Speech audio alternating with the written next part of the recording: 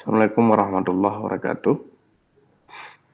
Teman-teman semua, semoga sehat selalu. Hari ini kita akan membahas materi demokrasi desa pada mata kuliah Tata Kelola Kelembagaan Gampung, yaitu pertemuan ketujuh ya. Yang pertama ingin saya sampaikan bahwa demokrasi di desa itu awalnya dimulai dari demokrasi di nasional. Namun, demokrasi nasional akan kokoh apabila disokong oleh demokrasi di tingkat akar rumput. Dalam hal ini adalah desa.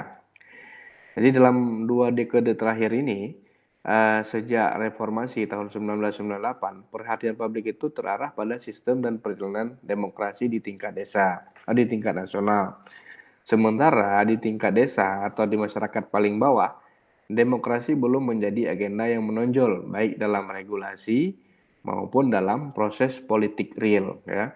Secara regulasi belum diatur dan juga dalam politik real juga tidak terjadi proses demokrasi itu, ya, dan jarang ditemukan. Masyarakat desa misalnya sejauh ini hanya dilibatkan dalam perhelatan-perhelatan demokratis daerah maupun nasional, seperti dilibatkan dalam pemilihan pemilu, pilkada atau pemilu kada, atau menjadi objek pengaturan dalam otonomi daerah. Misalnya hanya diberikan proyek-proyek di pembangunan di kampung ya, dijadikan sebagai penerima manfaat program kementerian, program pemerintah provinsi dan lain-lain. Nah, namun pemerintah desa ataupun masyarakat desa itu tidak jarang dilibatkan sebagai aktor dari demokrasi tersebut.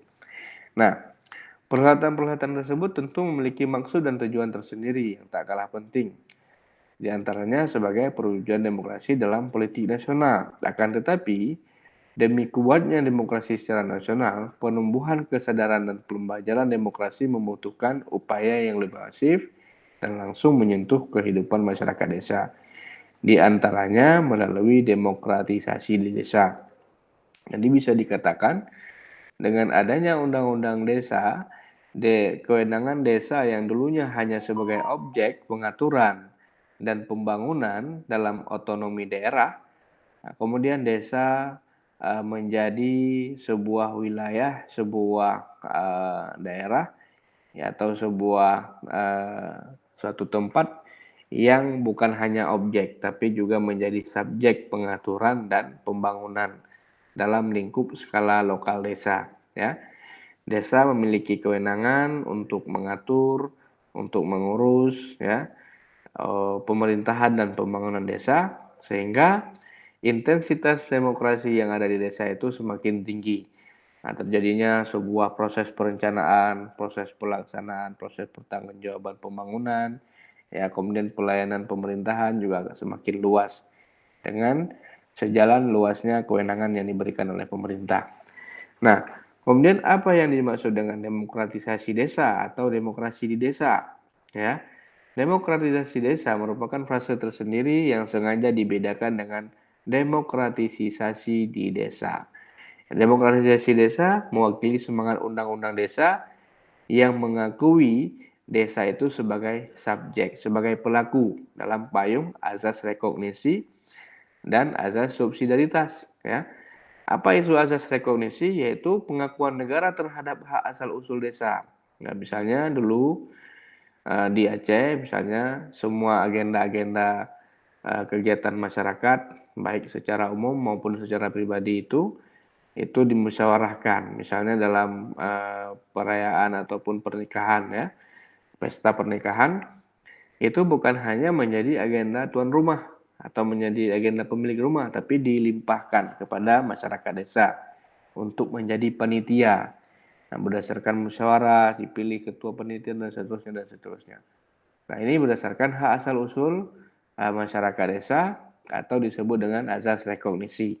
Nah, sedangkan azas subsidiaritas yaitu kewenangan berskala lokal dan pengambilan keputusan secara lokal untuk kepentingan masyarakat desa. Jadi ada pengaturan ya, ada aturan-aturan gampung yang dihasilkan oleh desa misalnya ada resam, ada adat istiadat. Nah, ini juga bagian dari azas subsidiaritas, ya. Nah, konsep demokrasi desa berarti kalau tadi itu konsep demokrasi desa berarti upaya menggerakkan demokrasi dalam kekhasan desa itu sendiri tanpa menghilangkan adat istiadat, tanpa menghilangkan budaya hak asal usul yang telah ada, ya. Jadi demokrasi itu berjalan untuk menggerakkan kembali demokrasi dalam semangat kekhususan dan kewenangan desa. Demokrasi dilaksanakan dan dikembangkan dalam semangat pengakuan keunikan dan kekhasan tradisi desa, ya. Jadi demokrasi desa itu tidak menghilangkan asal usul, tidak menghilangkan adat istiadat, tidak menghilangkan aturan-aturan yang berlaku. Namun demokrasi itu sejalan dengan apa yang telah ada di desa dan diakui secara undang-undang. Ada beberapa prinsip demokrasi di desa atau di kampung. Di sini kita lihat ada kepentingan masyarakat kampung. Ya, apa itu kepentingan masyarakat kampung? Yaitu bukan kepentingan kelompok, bukan kepentingan golongan, bukan kepentingan pribadi, ya, tapi kepentingan atas nama masyarakat kampung itu adalah kebutuhan dan keperluan, ya, yang benar-benar diperlukan masyarakat kampung secara umum. Begitu juga dengan musyawarah. Nah, musyawarah ini adalah sebuah forum. Kita akan bahas lebih jauh, ya, sebuah forum musyawarah keterlibatan masyarakat, ya, berdiskusi, dialog dan lain-lain. Sukarela. Nah, begitu juga prinsip demokrasi kampung adalah sukarela, bukan tidak dipaksa, ya, diintimidasi dan lain-lain. Kemudian ada prinsip partisipasi, keterlibatan berbagai unsur, bukan hanya pemerintah kampung saja, tapi unsur-unsur masyarakat perlu terlibat dalam prinsip demokrasi kampung. Kemudian kemanusiaan, mengedepankan nilai-nilai kemanusiaan, manusiawi atau humanis, ya. Kemudian toleransi, transparan dan akuntabel, ya, dan berkeadilan gender. Ini merupakan prinsip demokrasi kampung yang nantinya teman-teman akan menguraikan lebih luas, lebih dalam, baik itu secara konsep maupun secara penerapan di kampung. Nah, kemudian kita lihat lembaga demokrasi kampung. Siapa yang menjalankan demokrasi di kampung? Nah, dalam hal ini sebagai lembaga demokrasi kampung dalam Undang-Undang Desa, penyelenggaraan fungsi pemerintahan itu secara umum itu ada dua, ya. Yang pertama adalah pemerintah desa, yaitu kepala desa dan dibantu oleh perangkat desa. Nah, jadi kalau disebut dengan pemerintah desa itu adalah kepala desa dan aparatur kampung atau gesi dan aparatur kampung, bukan bukan apa namanya aparatur kampung saja, ya. Nah, tapi kalau disebut aparatur kampung itu tidak termasuk kepala desa. Itu dimulai dari sekdes, bendahara, kaur, kasih, kadus, itulah aparatur kampung. Nah, sedangkan kepala desa itu kalau kepala desa dan aparatur kampung itu disebut sebagai pemerintah desa, dan kepala pemerintah desa lah sebagai unsur penyelenggara fungsi pemerintahan di desa. Dan juga TUHAPED atau Badan Permusyawaratan Desa atau BPD. Nah, keduanya ini sebagai lembaga demokrasi desa, ya. Keduanya berkewajiban menjalankan, melaksanakan kehidupan demokrasi di desa. Selain keduanya, desa juga berkewajiban mengembangkan kehidupan demokrasi. Artinya, di desa itu juga menjadi arena atau wadah arena politik, ya. Betapa tidak, masyarakat di desa kan cukup banyak sekali, ya. Masyarakat desa pemilih, ya, itu basisnya itu ada di desa. Nah, tentu arena politik di desa itu juga cukup kental, ya. Nah, begitu juga dengan arena ekonomi, ya, sosial dan budaya juga memiliki kewajiban untuk menumbuhkan, menjalankan dan mengawas pelaksanaan demokrasi di desa itu sendiri. Jadi, ke pemerintah desa dan juga TUHAPED atau BPD dan juga unsur masyarakat memiliki kewajiban untuk pengembangan kehidupan demokrasi di desa.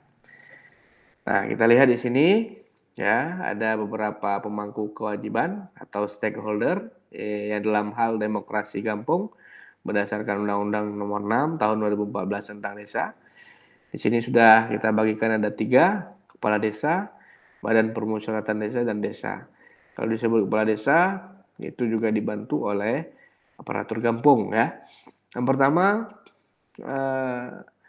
di sini melaksanakan kehidupan demokrasi dan berkeadilan gender. Hal ini sebagaimana diamanatkan dalam pasal 26 ayat 4 huruf E Undang-Undang Nomor 6 Tahun 2014 tentang desa.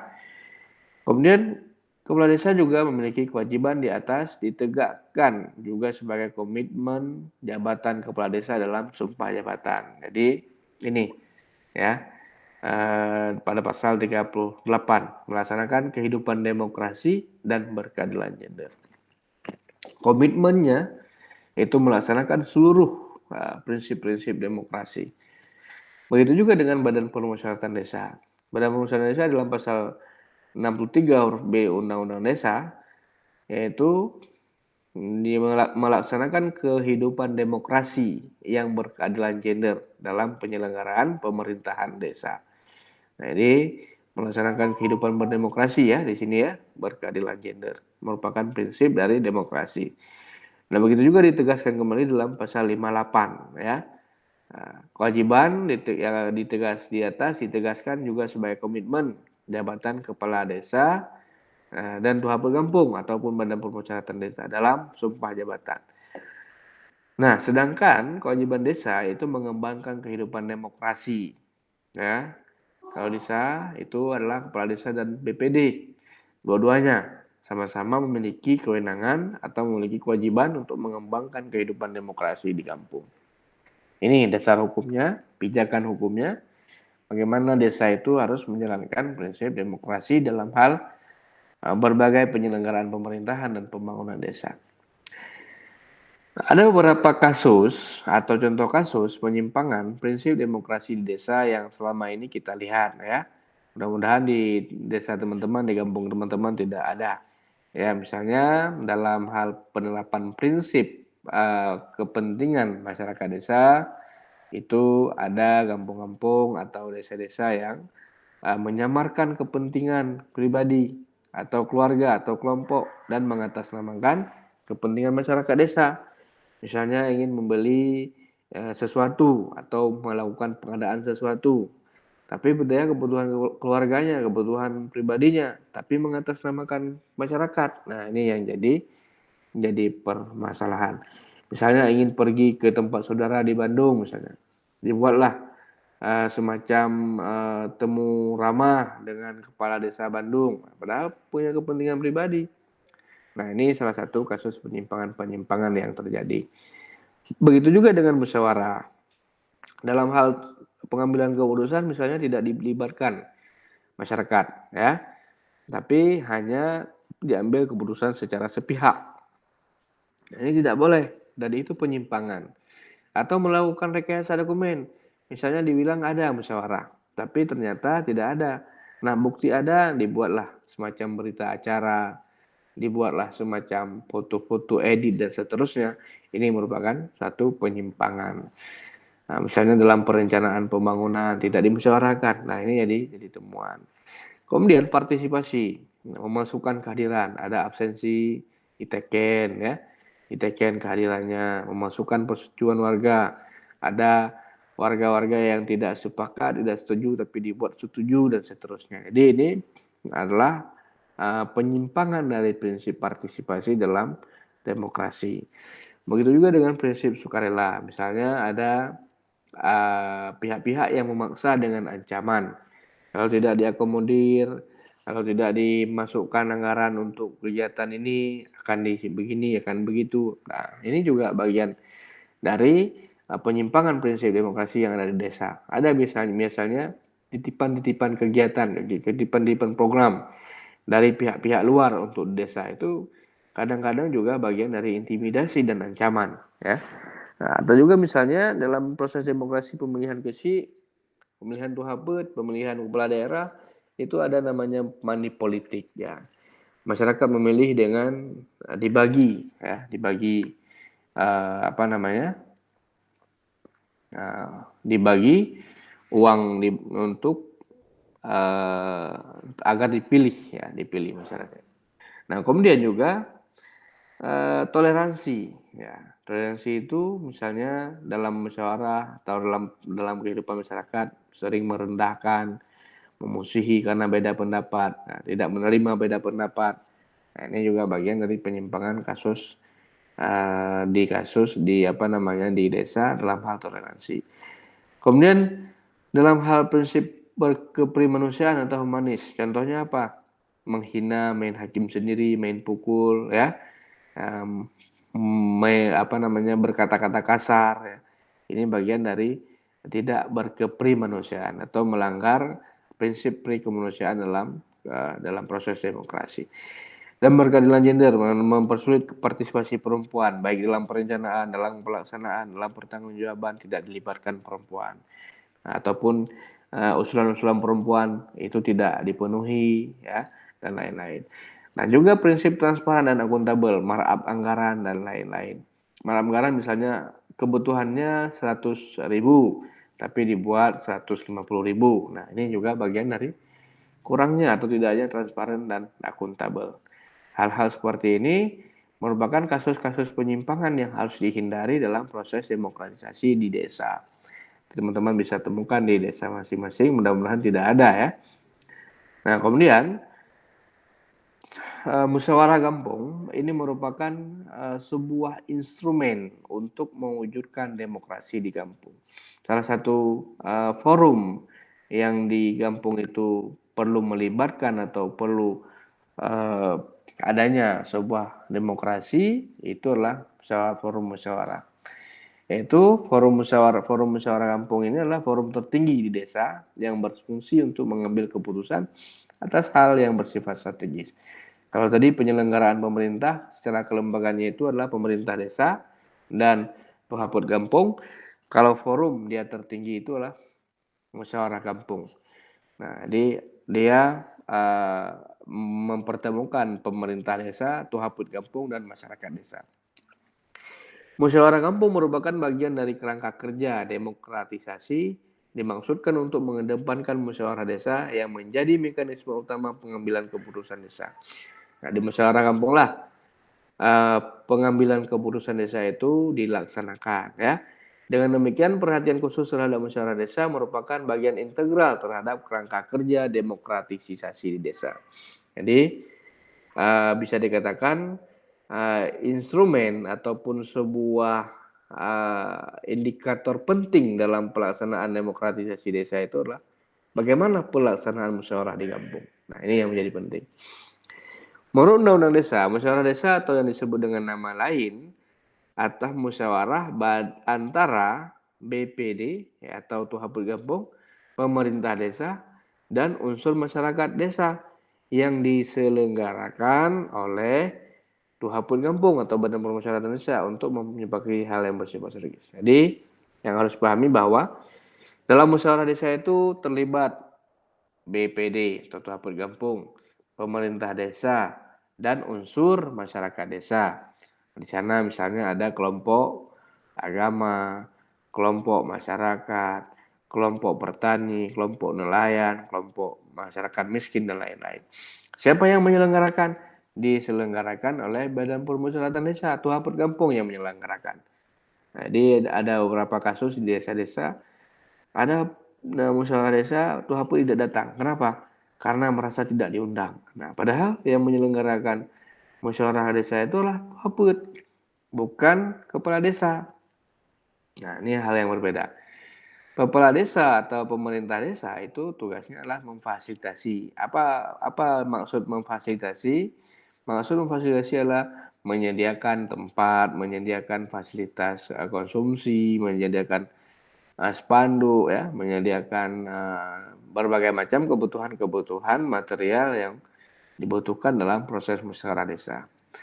Nah, jadi untuk pedoman tata tertib dan mekanisme pengambilan keputusan musyawarah desa diatur melalui Permendes nomor 2 tahun 2015 dan juga ada aturan terbaru tentang musyawarah desa, nanti bisa teman-teman lihat kembali, ya. Nah, dalam penyelenggaraan musyawarah kampung, di sini akan kita uraikan beberapa hal, misalnya bentuknya. Secara bentuk, musyawarah desa atau musdes itu dibagi menjadi dua, itu berdasarkan pasal 6 ya, Undang-Undang Desa, ya. Pasal 6 Permendes, ya. Musdes, ada musdes terencana dipersiapkan BPD pada tahun anggaran sebelumnya, misalnya untuk membahas tentang rencana anggaran, ya, membahas tentang rencana kerja, itu biasanya dipersiapkan. Ada musdes mendadak. Nah, masalah desa mendadak contohnya apa? Seperti kemarin ada COVID, nah, tiba-tiba pemerintah punya kebijakan untuk menyalurkan BLT dana desa, bantuan langsung tunai, ya. Maka dimusyawarahkan, ditentukan dalam musyawarah desa khusus namanya, Musdesus, ya. Apa dibahas? Dibahas tentang siapa yang berhak menerima PLT dana desa. Itu harus disepakati berdasarkan musyawarah. Nah, prinsip penyelenggaraan musyawarah adalah partisipatif, adanya keterlibatan unsur masyarakat dan unsur-unsur yang terkait. Kemudian prinsip demokratis, ya.